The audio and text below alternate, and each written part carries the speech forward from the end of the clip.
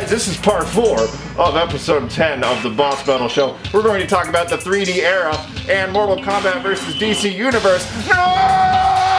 Get over here!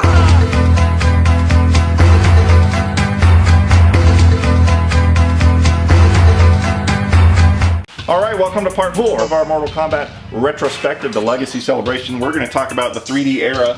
I'm Adam Ronan, Gordy, Timmy.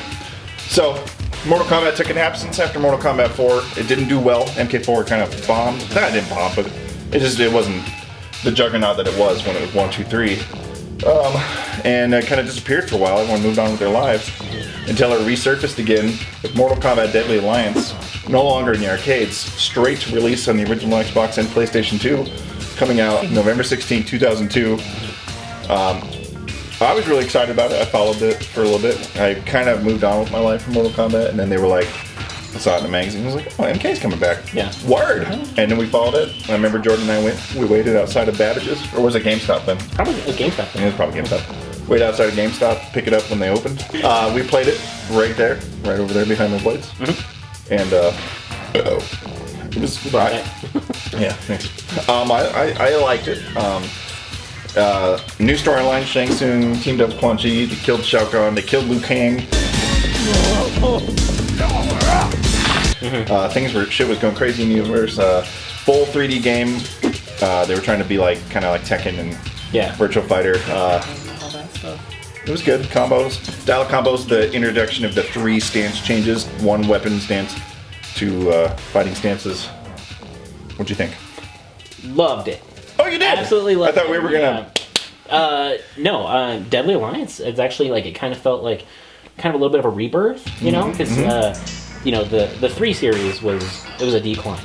I mean, 3 was just like, throw the fucking story out. There was the, Street Fighter 2 version, which was like, MK 3.5 Turbo Street Edition. Bullshit. Horrible. I hated MK4. And this was like, okay, we're gonna give you back the things you love. Like, here's Scorpion being Scorpion again. And I was like, yeah, buddy. But also, here's Sub-Zero looking like an old white guy, though, which kind of sucked. Because they had story behind it. And like, how can we bring back the Sorcerer? Like, there was like a good story behind it, which was really cool. And then on top of that, if you're a big martial arts fan, or like if you're like really into Tekken, they're like, let's give these guys real martial arts. And that's what was super cool about it, because everybody had a true to form style. Right. Because little do you know, you guys probably know, but the guys that do the motion capture for MK, like Carlos Piscina and stuff like that, they're like true to form martial artists, and they know their shit. So they might have even brought in some others, but they probably brought in a ton of experts, because everybody had very unique they had fighting Kung Fu styles. and Wing Chun and Hungar. Reptile had Hungar, remember that? And a Hakido for Scorpion. Oh, I was a huge fan of. Like, Scorpion was my jam. Like, he was really good. And because actually this is the beginning of our era.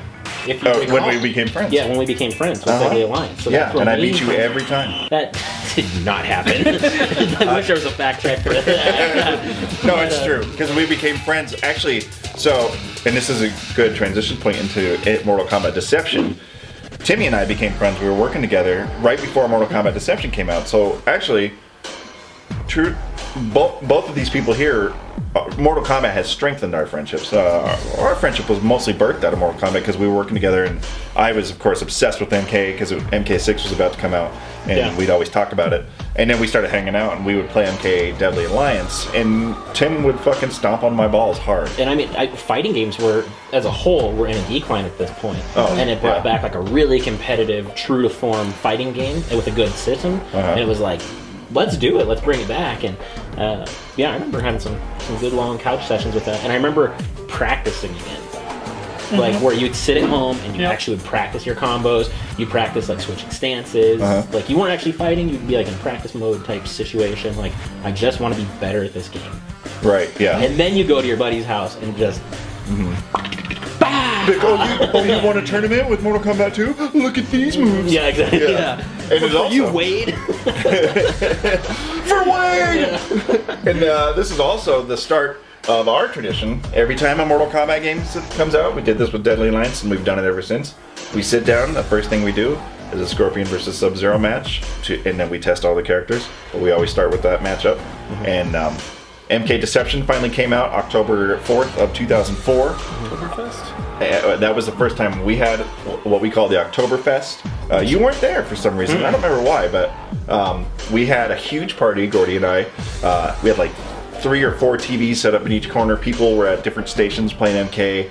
His mom made us burritos and shit. And we played MK, the first fest, for like 15 hours straight. Deception had the Conquest mode that was like an adventure mode altogether. Deception brought in the Dragon King and more lore, all new characters. I like Deception the best out of the 3 games. Did you play Deception much, or did you fall off after Deadly Alliance? Like Deadly Alliance kind of peaked, and then Deception I kind of fell off a little bit more. Deadly Alliance was like my favorite 3D game. More than Deception, or do you mean Deception? Or Deception, yeah. Yeah. Deception. I played the Conquest. Conquest, yeah. I played Conquest through 3 times. And it was long. And yeah, it was took long. a long And it had time. crazy secrets. Like I remember you couldn't unlock Liu Kang unless you sat and meditated in this one corner until a certain part of the day, and then a chest would appear for like 30 seconds to unlock it or whatever, and you get Couldn't just leave your system on. yeah, like it be was there for crazy. it, yeah. And it was just so immersive. And then they had chess in MK Deception, and they had They introduced a lot the of really crypt cool was mechanics. a big thing after. the crypt from was in Deadly Alliance. Yeah. Carried over, where you can unlock like 600 coffins, concept art, characters, costumes, and the crypt has been the one thing that's now stayed true with every game since. Well, actually, it wasn't in. Was it in MK versus DC? I don't know. Oh, it's just kind of an offshoot, not really. Right. It's not a Yeah. standalone game by Yeah. itself, but So Deception came out, and then on October 2nd of 2006, Mortal Kombat Armageddon launched, which was kind of weird. Like, it had every character ever made in MK. There was 60 plus characters playable. They had the changeable stances, but it dropped down to 2, so you had 1 fighting stance, 1 weapon stance. Create a fatality, which was kind of fucking cheesy.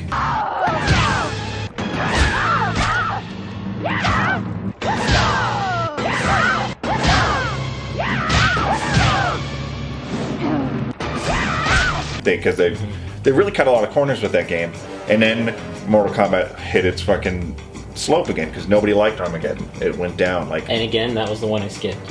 And like, it's really clear to see like what their patterns are with it. It's like bring it out strong, put everything into a game, and that's what I think MKX is going to be. I think that's going to be the MK1-2. I think it's going to be the Deadly Alliance, and then boom, MKX is going to be like that return to form again. But again, it's like they're always kind of trending. Yeah. Up and down. So yeah, MK Armageddon. We played it a lot. I had to create a character, which was really cool because we made ourselves. Fuck.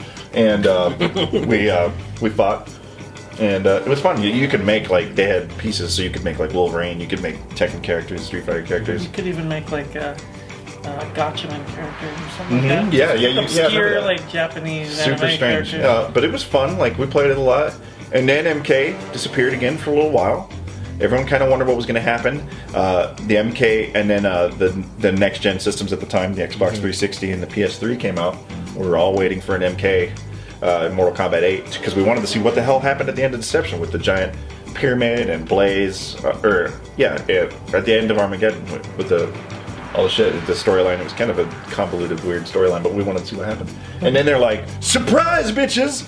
We all know you want Mortal Kombat, but here's a T-rated MK game, no violence, plus comic book characters." And I remember they revealed it at some event. I can't remember, but we knew there was going to be revealed, so we were sitting at the fucking computer, waiting, Watching the stream, yeah. And we kept refreshing the forums, and then there was a rumor that it was going to be a crossover game. I was like, no, not even a chance. No, we were both like not even. dead set on the possibility. No, it's not going to happen. And then refreshed, and the title said MK8 is Mortal Kombat versus DC Universe, and then they had that huge teaser picture of Sub-Zero versus Batman, which was a cool picture, but like I was so conflicted. Like my soul broke into like 50 pieces, but then I was like, but Batman.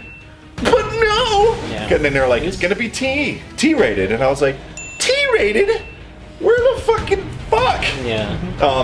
And I think it's important to note right here that you kind of pointed out that pattern, but a lot of shit was going on behind the scenes at Nether, or it wasn't. It was Midway Games. There was a lot of financial ups and downs, and and a lot of things probably happening in the background, especially in the case of MK versus DC. That's a good point, Yeah. Gordy. That's a good point, because fans were like, this sucks. But actually, MK versus DC probably saved the Mortal Kombat series from going under, because they made it, and of course WB owns DC Comics.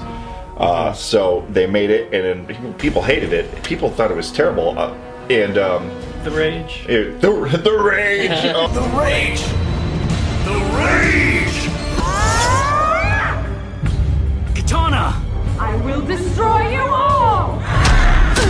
Combat releases the rage, hastening the merging. The rivals must fight as one to focus the rage against our enemies. I just felt this rage. Oh shit! Did you play it at all? Do you even know? I Like, did. did and you just kind of skip that too? It became a skip pretty quick. Yeah. Like I played for a few seconds and I was like, mechanics are crap. Yeah. This doesn't feel like a game at all. Crossover games, for the record, stop. Just stop, because Yeah. they are terrible. Street Fighter X Tekken. Yeah. Street Feeder. Street Feeder. But so back to that though, we didn't know, but Midway was going under, and they released this game. And this is all hearsay probably, but they probably released it so they could, as like a presentation, like we can buy our studio. It was or more something. like a pitch, I think. Yeah, probably. like- Maybe it might not have like been, maybe but get some investors or something it seems back like on it. board, and Yeah. and also maybe a little bit of the DC money. Uh-huh. You know, they've got a couple bucks Right. behind them. But anyway, then it was gone.